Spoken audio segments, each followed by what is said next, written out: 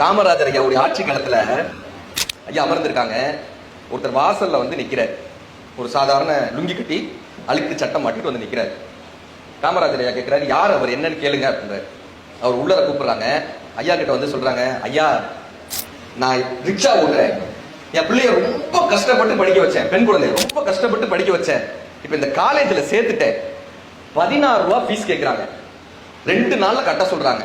16 ரூபா ஃபீஸ் என்கிட்ட இல்லைங்கய்யா, 2 நாள்ல கட்ட சொல்றாங்க, எனக்கு என்ன பண்றது தெரியல, உங்ககிட்ட கேட்டா எல்லாரும் ஏதாவது தீர்வு கிடைக்கும் சொன்னாங்க, உங்ககிட்ட வந்தேன். ஐயா சொல்றாரு, உதவியாளர் அழைச்சு அவர் 16 ரூபாய் கொடுத்து விடுன்றாரு.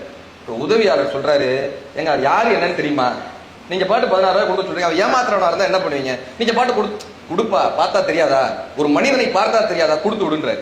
10 நாள் ஆகும். திரும்பவும் அதே ஆள் வந்து நிக்கிறார், அதே இடத்துல வந்து நிக்கிறார். இந்த உதவியாளர் போய் ஐயா கிட்ட சொல்றாங்க, நான் தான் சொன்னேன்ல, அவன் ஏமாத்துறவன் நான் சொன்னேன்ல, இன்னைக்கு பாருங்க வேற ஏதாவது காரணம் சொல்லிட்டு வந்து நிப்பான் பாருங்க, அவனை கூப்பிடுன்றாரு.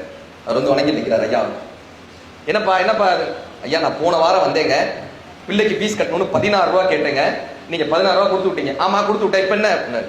இல்லைங்கய்யா நான் போய் ஃபீஸ் கட்ட போனேன், ஃபீஸ் 14 ரூபா தானா, 2 ரூபா கொடுத்தாங்க, அந்த 2 ரூபாயை உங்ககிட்ட கொடுத்துட்டு போனான்றதுக்காக வந்தேங்கய்யா.